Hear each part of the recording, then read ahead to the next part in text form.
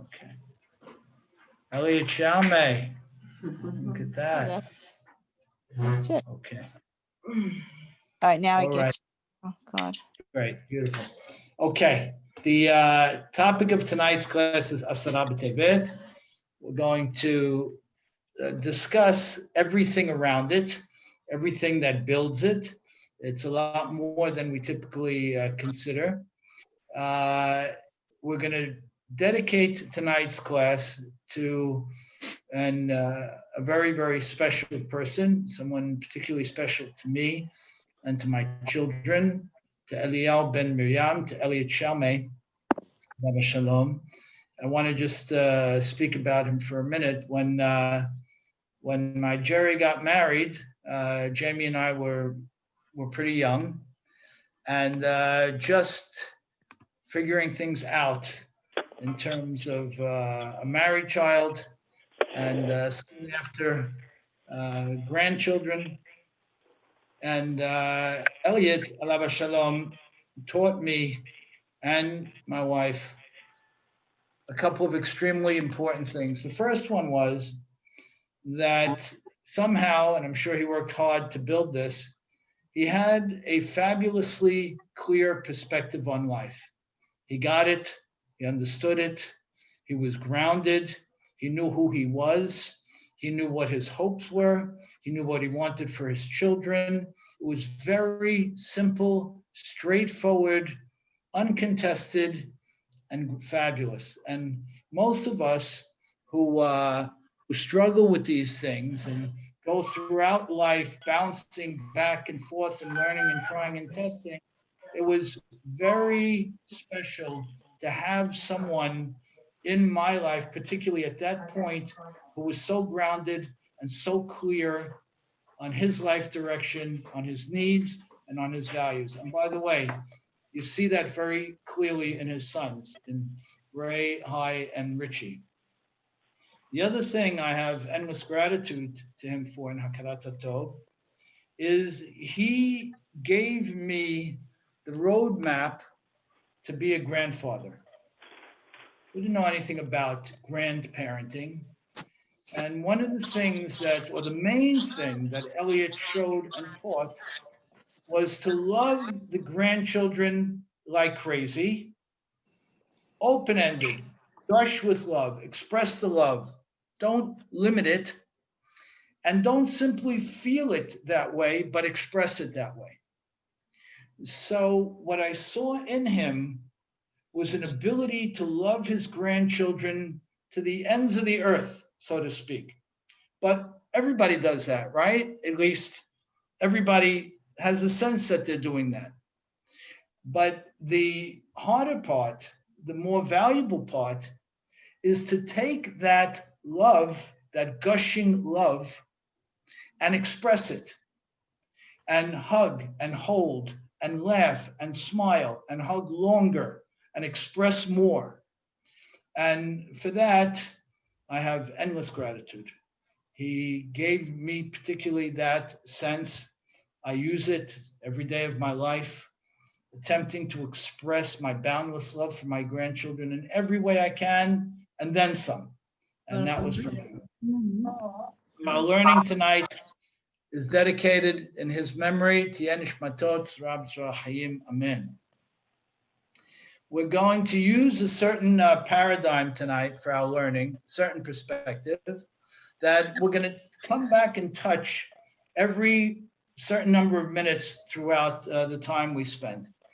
And it was coined by one of the most famous and successful athletes of all time, so successful that even I know who he is.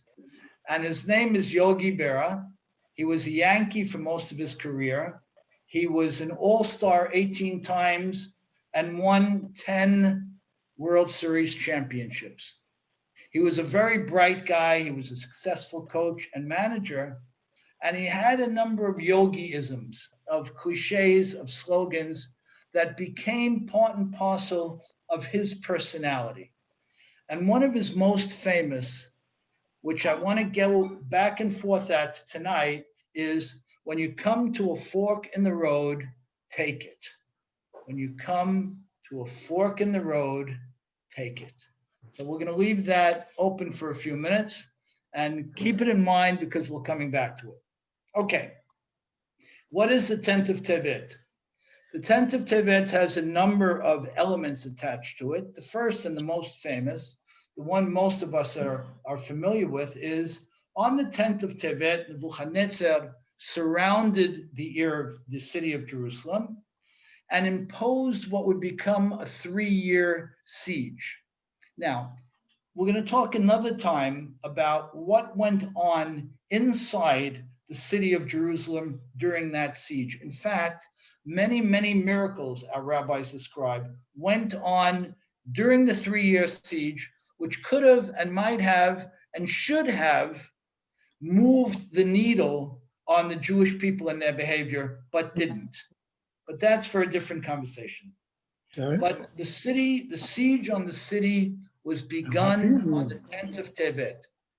That's the most pronounced issue, and that's where the fast is anchored for the public consumption, for the overwhelming public consumption. But in fact, there are two other elements built into it. There are two other elements built into it that need to be known and learned and understood as well, that are no less important. The first is that on the 9th of Tevet, Ezra and Nehemiah, the two giants, the two great leaders of the Jewish people, who led them back from Bavel to the land of Israel, 70 years after the destruction of the first temple, both men died on the 9th of Tevet. The two Parnasei Hador, the leaders of the generation, the teachers, the prophets, the rabbis, the financial supporters of the generation, passed on the same day. So the fast that we commemorate on this Friday has this element wrapped into it as well. And then there's one other that's also less known and less considered, and that is the translation of the 72. On the 8th day of Tevet, 2 days before what would be this Friday, Talmai HaMelech, the Greek king Talmai, suddenly ordered 72 great rabbis into 72 individual rooms and commanded them to each translate the Torah. 72 men who had absolutely no preparation and no contact with each other were isolated and told to translate the entire Torah. I just took a look at it tonight because I said, what was the scope of this work? In fact, there are 79,847 words in the Torah, and the translations of the 72 men, but for 11 passages, which were translated differently than the Hebrew, but are exactly alike. Every one of the 79,800 words was translated exactly the same way from Hebrew to Greek. So other than the changes, which were uniform, everything else was absolutely uniform. So you would think, based on this, that not only would this not be a day of fasting, of catastrophe, it would be a day of celebration. Because how could it be that 72 different men going in with one text would translate everything exactly the same? That virtually never happens in Judaism. It had to be the hand of God. But in fact, that great miracle, and it was, nobody says it wasn't, that great miracle was overshadowed by something much, much more serious. And what would become an infamous black passage on the Jewish people in our history. And that's what we're going to focus primarily on tonight as we tie it all together. The lost you guys for a minute. Hold on a second, please. Okay. Hang on, please.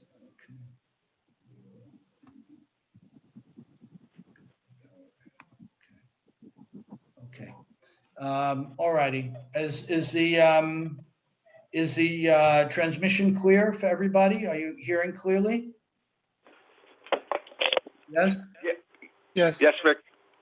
It is. Okay. Okay, great. All righty. So in order to get our thoughts around this, let's take a couple of steps back and we'll pull all the pieces together. The first element here is, as we build our understanding of this, is why we have a Hag or Moed, and we've talked about this before. We have a Hag or a Moed, we have a holiday, because we need to mehazek, to strengthen, to renew something in us. So again, we've spoken about this before. We don't have Hanukkah to commemorate what the Maccabees did. The Maccabees did what they did in order for us to have something called Hanukkah that we would be able to celebrate each year so that we would be reminded and strengthen certain core concepts in Judaism. And we're going to talk about that some more. Drop down, point 2. Why do we have a Ta'anit? Why do we have a fast day? We have a fast day to be mitaken, to correct something that has to be corrected, that may have happened a very long time ago, but remains part of the Jewish people collectively and as individuals, and therefore we have a fast day. Good. So let's recap. A, the 10th of Tevet is not about one thing. It's about 3, all folded together.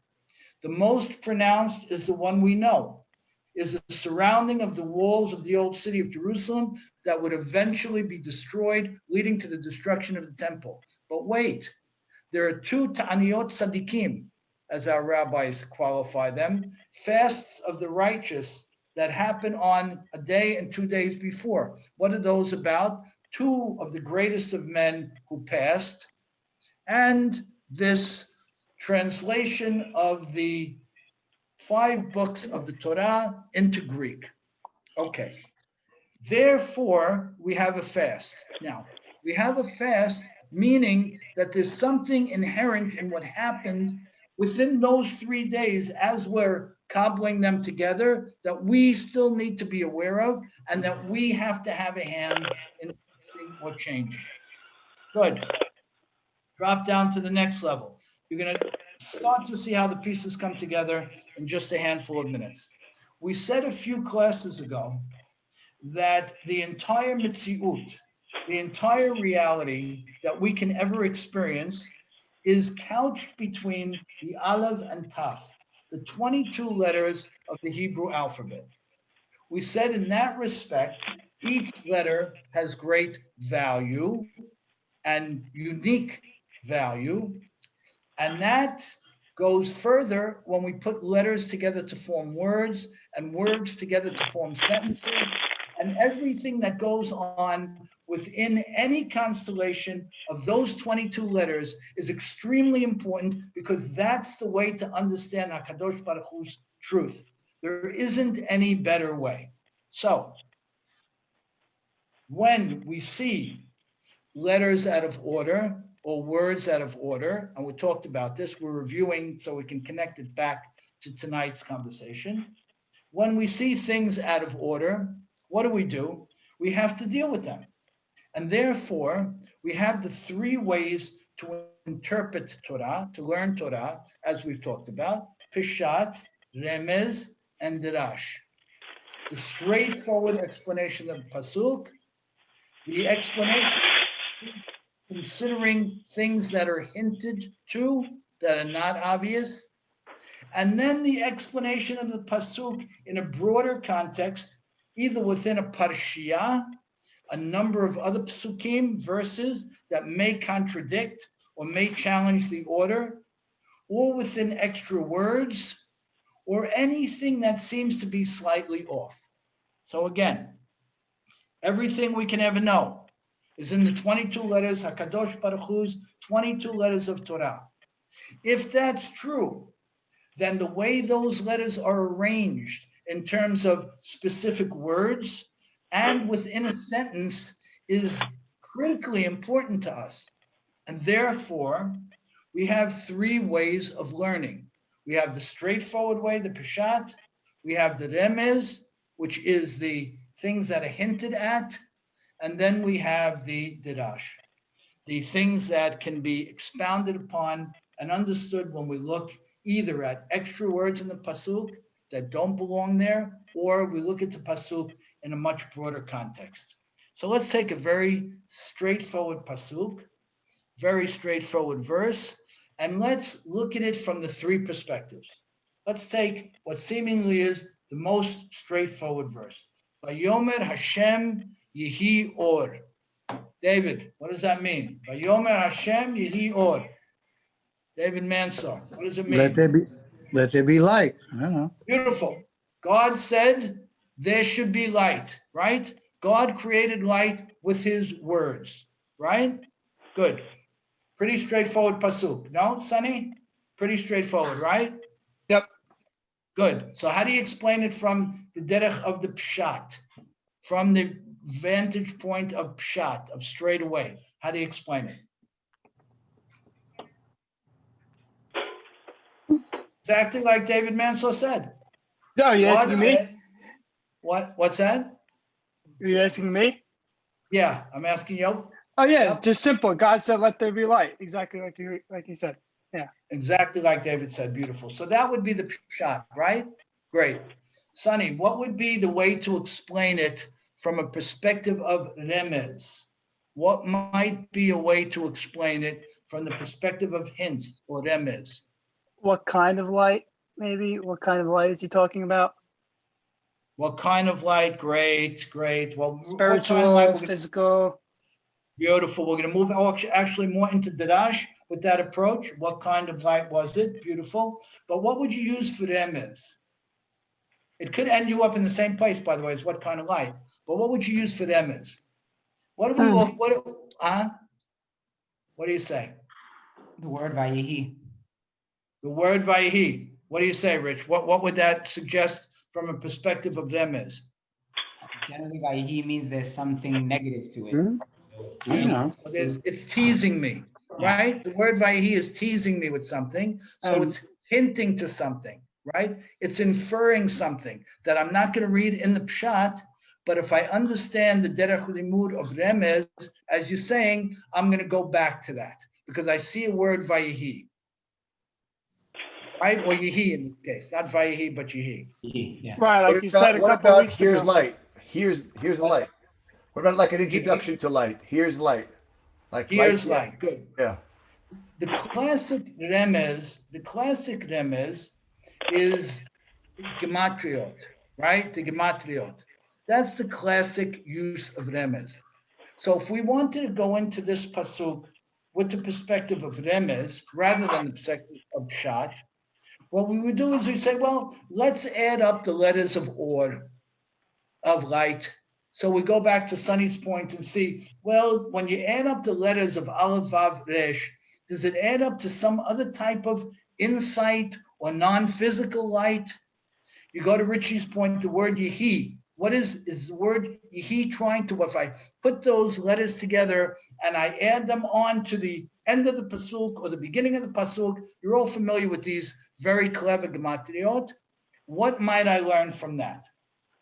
So the remez way to explain a seemingly very straightforward pasuk would take the letters of some of the words. That would be one way to do it. And work with them, add them, subtract them, play them. Good. And the Dirash would then go to Sonny's point, which is what type of light was it? Was it physical light? Was it intellectual light? Was it spiritual light? Sonny, why can we ask those questions? Just because that's all it says. It's not so clear on exactly what it's talking about. So it kind of forces you to ask those questions. Beautiful. And our rabbis say unequivocally that the creation of light is truncated from everything else. It is not the same processional mandate that HaKadosh Baruch Hu gives to everything that follows. Vayomer Hashem Yehi Or, according to our rabbis, stands absolutely independent of all the steps that follow, of the separations of the plant kingdom, of the fish, and everything that comes later. All of that one beget the next stage. But when it comes to the light, our rabbis say this light did not give birth to anything that followed. It stood independent. Good. So just as an example, we see that in a very simple pasuk, we're all engaged to approach the pasuk, to approach the verse with pshat, with the straightforward explanation, remez, something that might be clever and creative in terms of God's choice to call this thing or, which if I add the letters together, it might be parallel to another word that means something completely contrary to physical light. Beautiful. I can have some intellectual fun with that. And then I can go one step further and I can say, well, wait a minute. If it's completely outside the context of everything that follows, having nothing to do with anything that follows, well, maybe it isn't physical light at all. Maybe really, to your point, Sonny, maybe it's intellectual, it's spiritual, it's what, who knows? But there's a real good possibility that it's not physical. So let's pull it together again. What are we saying here? We're saying that the basis of our approach to Torah is this three-legged approach. Let's go one step further. And again, we're going to move forward, then we're going to go back because we're going to try and cover a lot of ground tonight. Let's go one step further, which is also somewhat of a review, and we'll pull it together again. We learned early on that Bereshit bara Elokim et hashamayim et haaretz. Zeke, do you remember what the chidush was that we suggested in that? Et hashamayim ve'et haaretz in the same pasuk. You still there? No, missed you. Anybody remember what we suggested with that? Bringing the heaven and the earth together. What's that?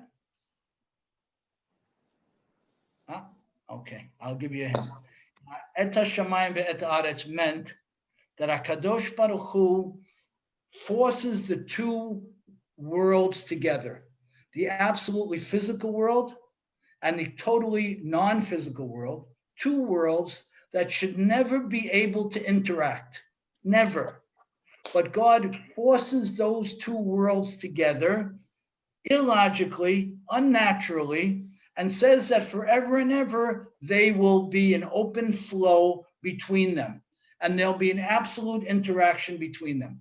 And by the way, how do you create that fluidity? You create it through learning the words of the Aleph Bet and connecting the letters and explaining the psukim and looking at all these different tracks. Okay, good.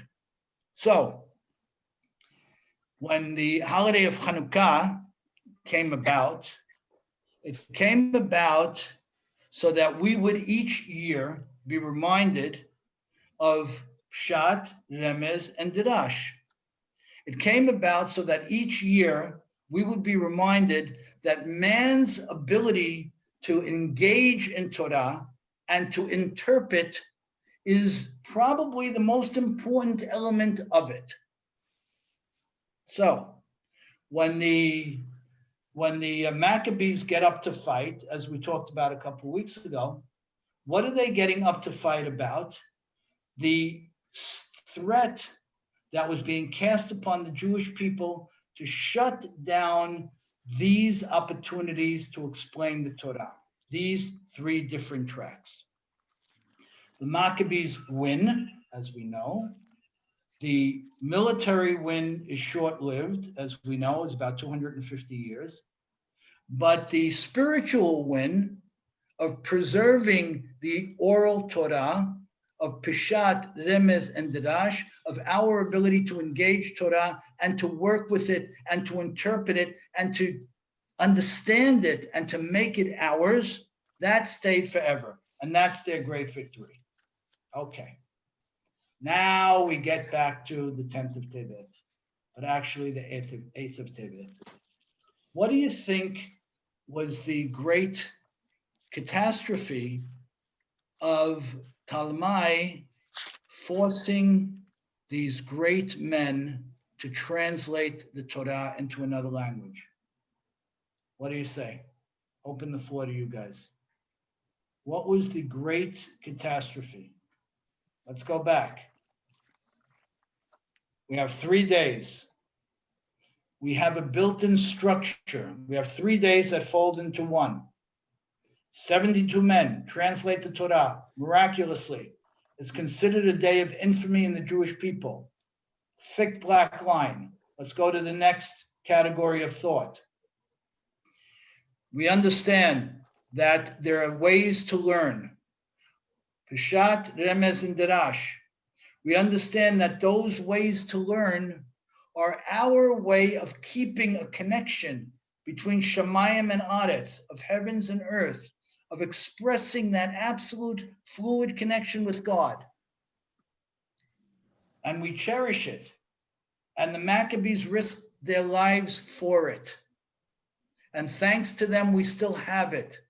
So tell me, what was the catastrophe of translating the Torah into Greek? What do you say? Give me a small time. What do you say? Any thoughts? What was the You just spoke catastrophe? about. Back, Huh? You lose everything you just spoke about. How's that, Rich? How's that? This, you don't have Pshat, Remez, Drash. You don't have everything, all the layers that come with it. Beautiful. Why not? Because it's an original language, so it doesn't have the authenticity in terms of understanding it on the deeper levels. Beautiful. And what else? And what else? I got to give other people a chance to answer. it shows that everyone looked at it the same way.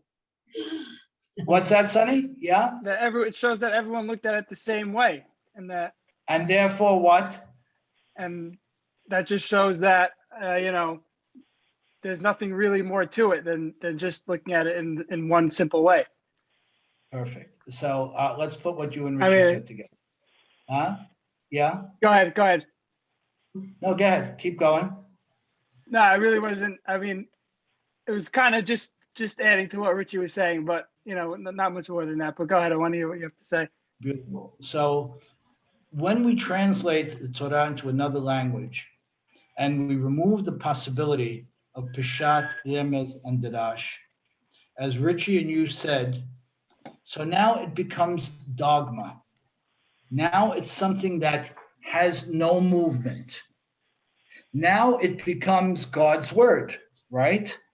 So you would think, if you look at it in a very simple, sort of straightforward kind of way, well, isn't that great?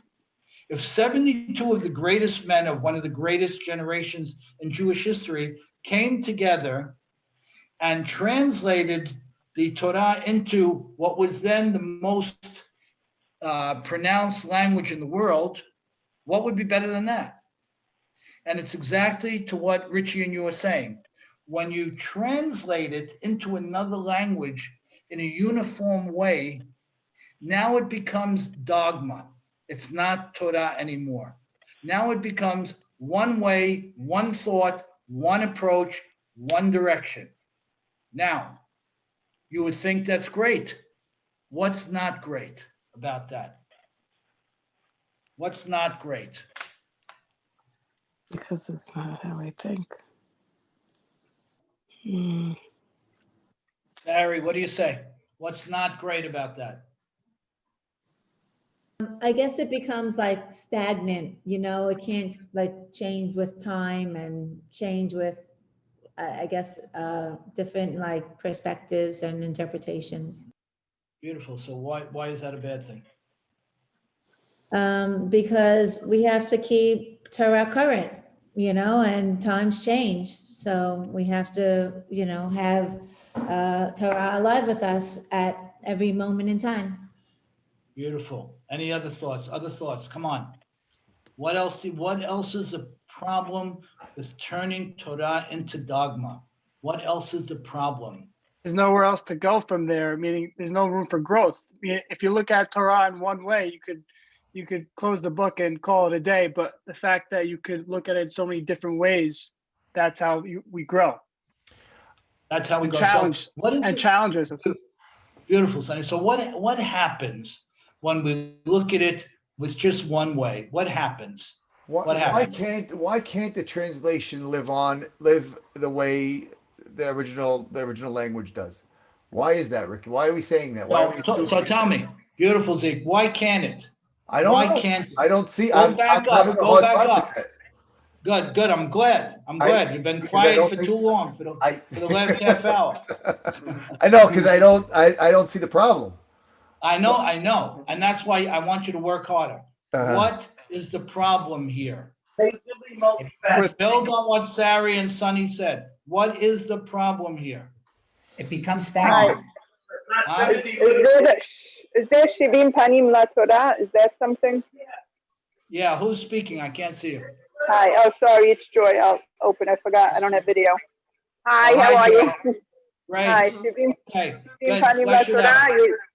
So, I mean, I see with classes with you and other people that you take one word and you could find so many meanings in just one word. If you just turn it when the explanation is in English, it loses all that richness. You don't get it. Once you change it into another language, it just we find the English translation always lacking. When we see what they write, first of all, it's always a little off, and it never has any depth that you find in the Hebrew language. Beautiful. Zeke, how do you feel about that? I still don't feel like there's a big problem with this. Because I remember learning, and it was a long time ago, that Moshe translated into 70 different languages, the Torah. Didn't he? I honestly don't know. I honestly don't know. I I get never it. heard that. And that's I like don't first know. grade memory. I'm talking about, could be, Okay. it could be It's totally been a long off, time. you know? It's been a long time since the first grade. Yeah, a little bit of a time, a little bit. Yeah. Come on, build on what Joy is I think saying. learning has to going, be learning has to be continuous. I was learning the other night.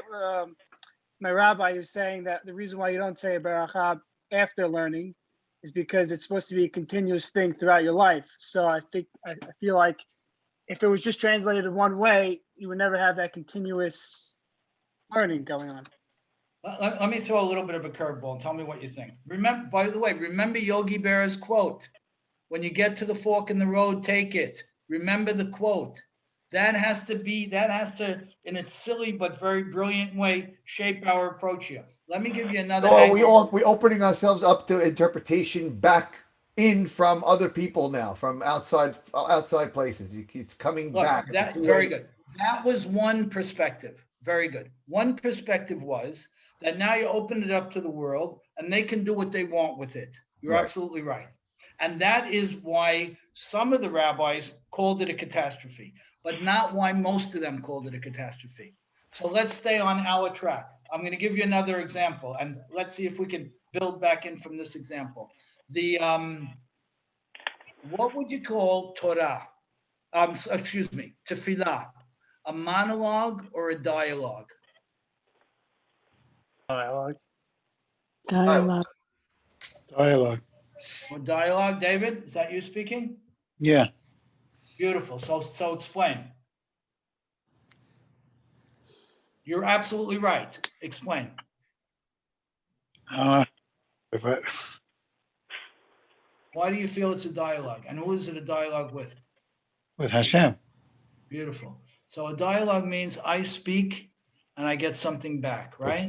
Feedback, sure. I get feedback. You're Beautiful. also praying and you're asking for things, and hopefully he's getting back to you. Beautiful. But that's part two. You're right, but that's part two. But Rabbi Soloveitchik famously writes, and he was a giant Maimonidean, a Rambam scholar. He writes that tefillah, that prayer was never a monologue, it's a dialogue. And when a person immerses himself deeply in prayer, then he or she will eventually, and from time to time, certainly not always, but eventually, from time to time, be able to experience two things talking back. A is God and B is me. Because we say tefillah is to reach out to God and to reach into me. So tefillah expresses fluidity. It expresses a dynamic exchange, an open-endedness.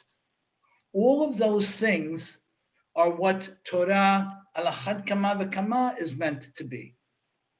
So when or if Torah is translated into another language, I literally chop off the ability to have that fluid connection with God. And if you remember, we spoke a handful of weeks back about the very interesting ma'amar of Chazal that says that when you're learning Torah with somebody, you're not learning Torah with Rabbi X or Mr. Y or Miss C. That person is sitting in front of you, simply being a conduit to give you God's knowledge. So you're effectively sitting with God. Because if you're talking about God's ideas, then you're sitting with God, which means that when the Torah is in Hebrew and we maintain what the Maccabees were willing to destroy themselves for, and what this Talmud attempted to destroy Judaism with, when you learn with Peshat, Remez, and Drash, then you're maintaining this fluidity, this dialogue, this opportunity to be studying with God, to be sharing ideas with Him. Whereas once it's concretized, once it becomes dogmatic, once it becomes uniform, there ain't no more of that. There's no more fork in the road. It's gone. There's no more question. It's gone. So what could be more catastrophic? What could undermine Judaism more? Absolutely nothing. And therefore, our rabbis look at one of the greatest miracles, you might say, of all time, as one of the great catastrophes. Thoughts, questions? So the fact that every one of the rabbis or the translators went into and came up with the same translation, which you could see as an unbelievable feat, Yeah. because it's given over to the goyim somehow, that's something that we're so upset. I'm not buying it, Ricky. I don't know. No. Say it again. Say it again, Zeke. Say I'm it again. That's not what we're unhappy about. Who cares about the goyim here? What are we unhappy about? We're unhappy about the first part of the sentence. The great achievement was the great catastrophe. Come on, work it again. Say it again. Come on. It's happening at the same time. It is the same thing. The triumph, the miracle is the catastrophe. How? Say it out loud again. Come on. Because all the rabbis came out and had it. I can't. I'm not getting there, man. Okay, I'm happy. Rich, what do you say? There was a similar, I mean, it's being recorded, but there was a similar issue when Maimonides and Rabbi Yosef Karo wrote down Shulchan Aruch and Mishneh Torah. There were a lot of people that were very upset that they took laws that were established throughout the Gemara and different places and codified it into one main book and set of laws. Now, at the time, Why? At the context, in terms of the time, they were scared that people were going to lose in terms of halacha and lose their Judaism without having this. But they were scared, and they were probably right, that there was, in effect, going to be a stagnation in terms of the development of Judaism at a certain level and halacha, because now everybody would look at this as a rule book, which is exact antithesis in terms of what the Torah is. So if you translate Torah into an English or Greek language, then it just becomes a set of statutes and laws like every other book out there, and it doesn't have the development process that comes naturally. Wait a second. If I take the fountainhead and I write it in Hebrew, does it change it? Who cares about the fountainhead? I'm just saying. I'm so shallow with this thing. I can't get there. I don't understand that. I want you to. I took a little bit of a circular route, and this is important. This back and forth is important for everybody on this class. I took a little bit of a circular route, but there was no circles here. The premise of our life, of our existence, of the point of us being here, is Bereshit bara Elokim et hashamayim ve'et haaretz. It's me having the ability to relate to God, to learn from Him, to be taught by Him, right? So you can take the fountainhead and do whatever you want with it, but that came from whomever, from Ayn Rand, right? Whoever it came from. That who cares about what it's translated into? In fact, translate it, because it's limited, overwhelmingly limited. So in that case, translate it so more people can read it. I was being sarcastic when I said that. Oh, okay. It's a great book. Zeke, it's a great book. Howard Roark. But over here, to Richie's point, Harambam, they burnt the Mishneh Torah. They burnt it. People were so afraid that it would stint your ability and Sari's ability and Joy's ability and David's and everybody else on this call and Aunt Sandy's ability and Sunny. It would stint our ability to question and to develop and to take another approach. You know, that's why the Shutim, the She'elot and Tshuvot and Halacha became one of the greatest areas in Jewish scholarship, because it forces halachot, agreed upon halachot, right up against each other when they inherently conflict. So what could be more exciting than that? The majority of the rabbis agree on halacha A, and the majority of rabbis agree on halacha B, but under certain circumstances, when you juxtapose A and B in a real life situation, one of them has to give. Now, the fact that we celebrate Shutim, She'elot and Tshuvot, questions and answer books in halacha, shows that we're not afraid of that. We love it. But what do you mean? The majority of the rabbis agreed that you have to do it this way on Shabbat. The majority of the rabbis agreed that you can't do that. But 1 minute, if this is done on Shabbat, this and this come together, this is okay to do. But if it's done on Shabbat, now what do you want to do? Well, if you had a dogmatic, strict, one-track approach, you would be out of business. And in parentheses, like the Christian church is out of business. The Christian church is dogma. It's not Torah.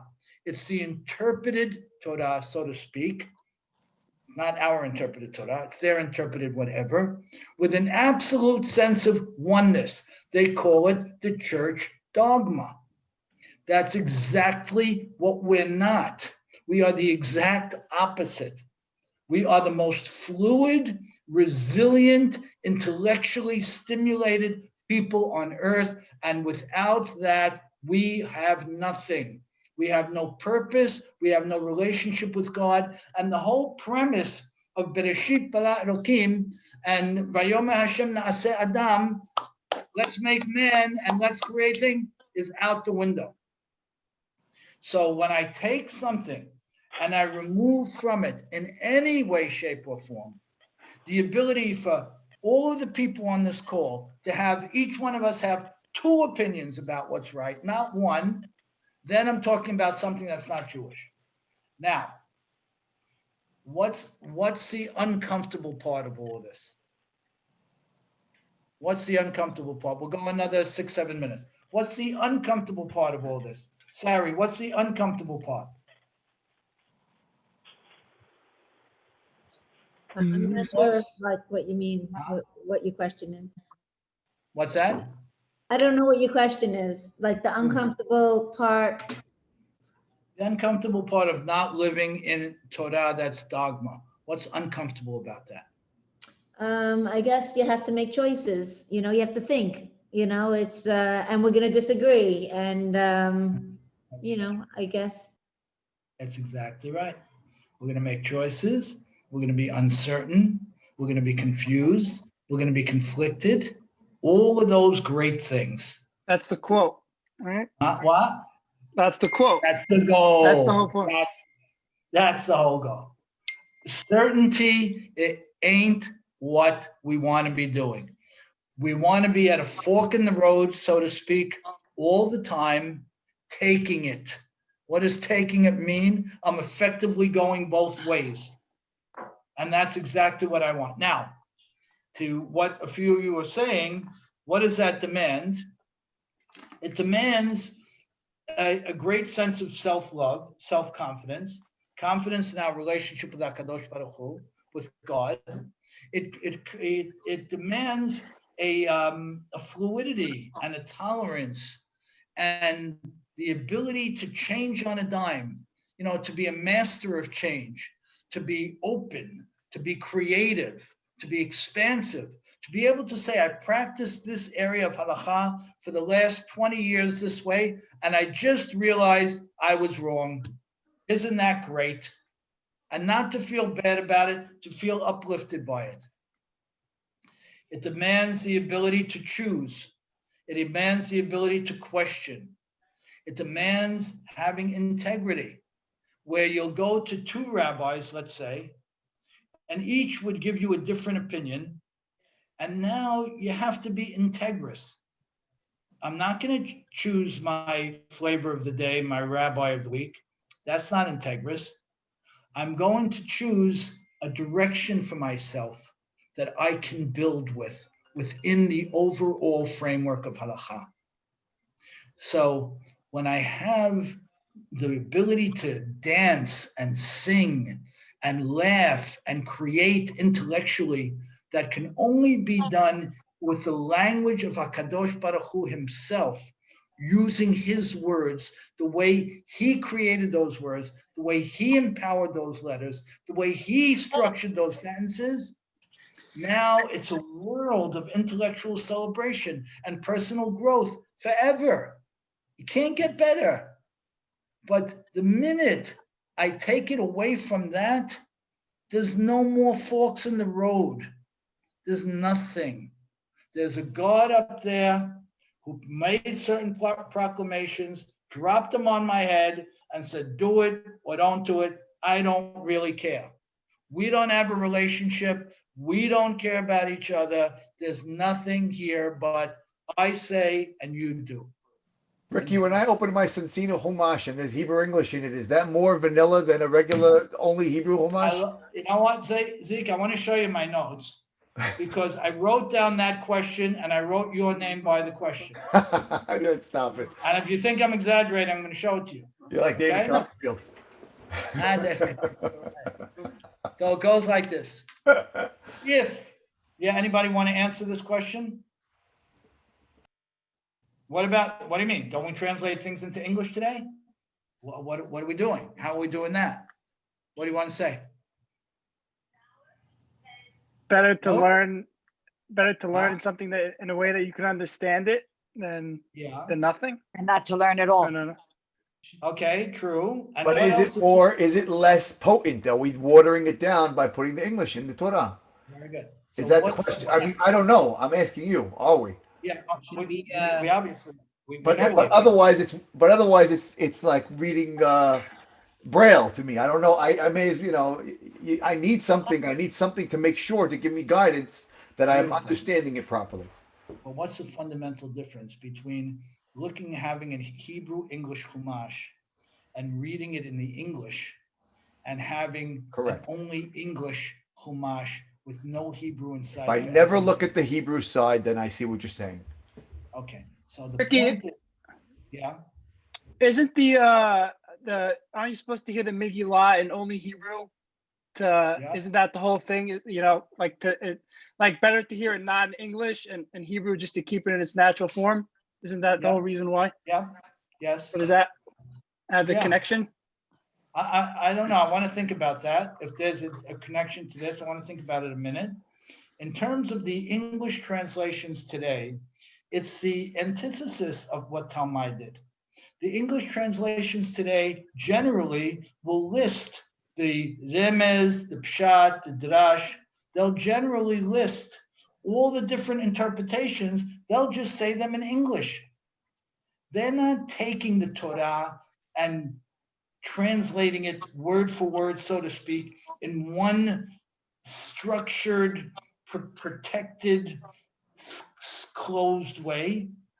They're creating a bridge to people who are more comfortable in the English, but they're not translating. They're presenting, if it's well done, they're presenting All of these different approaches, they're just putting them in a different language. Now, is it as good a reading it as Hebrew? No, to Sonny's point. In certain cases, we can't even do it that way.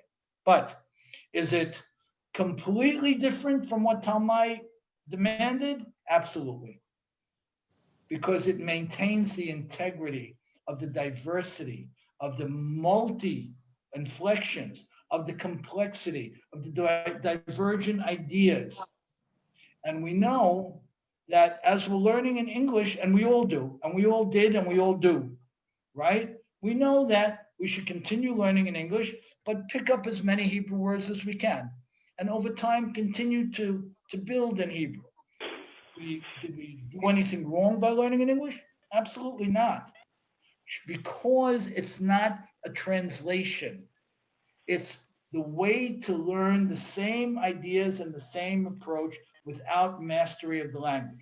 But at the same time, should we be making an attempt to get closer to the Hebrew? For sure. If we learn 20, 30, 50 Hebrew words a year, if we learn one Hebrew word a week, something like that, phenomenal. In 4 or 5 years, you're in a completely different place. So that's how it's different from what we're talking about now. Good? Yeah. So the upshot is that Asara B'Tevet is 3 days collapsed into one. We most prominently fast to break out of what became a litany of issues where we're expunged from the land of Israel, where there's no centrality to Judaism anymore, where this galut mentality takes hold, where all these kinds of things that we've been dealing with for hundreds of years. But nothing is independent of anything else. Everything is connected. In the time of Talmai, which was about 150 years before the Maccabees, Talmai tried to break that connection between the Jewish people and our God. The Romans tried to do the same things. The Assyrian Greeks tried to do the same things, with the Maccabees, to try to do the same thing, to break our connection. Our strongest connection is through God's words. And the way to learn those words, as long as we have the confidence to learn them in a fluid and open way, then HaKadosh Baruch Hu is standing up cheering.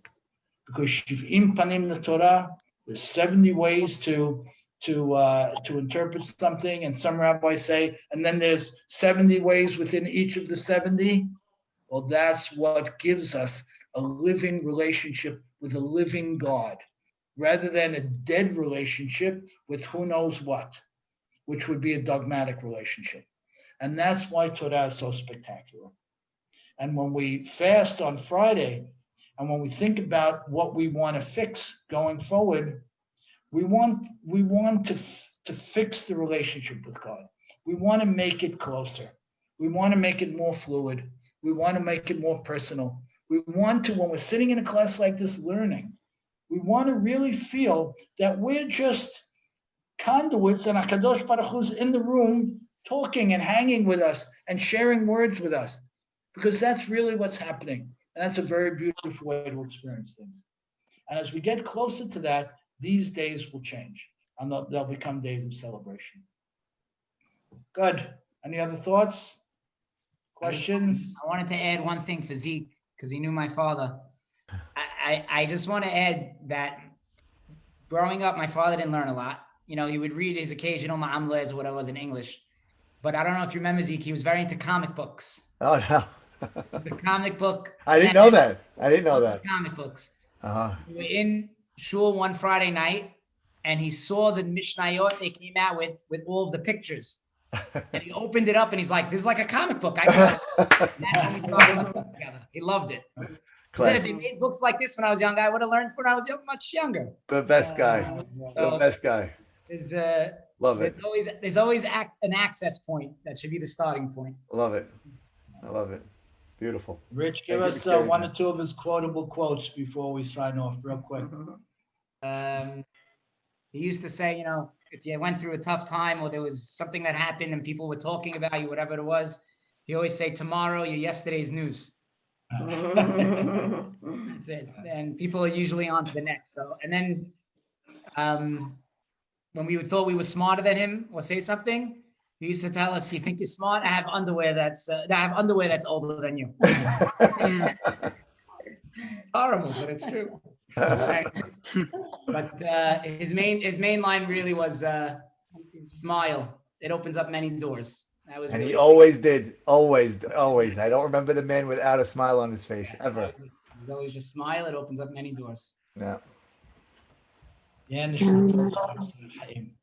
Thank you all. Great to see everybody. Any other Thank you, thoughts or Ricky. questions before we When sign in off? the beginning, when you mentioned Yogi Berra, I thought you were going to Yeah. say his most classic line. I think it's not over till it's over. That's the one.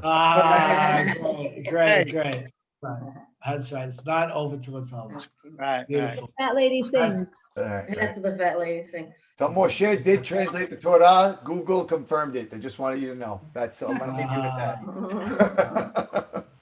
All right, good. Thank you so much, everybody. Good to see Thank you. everyone. Thanks, Rick. Bye-bye. Thank you. Thank you, Bye-bye. Ricky. Thank you. Have a good night. You Thank too. you. Bye-bye.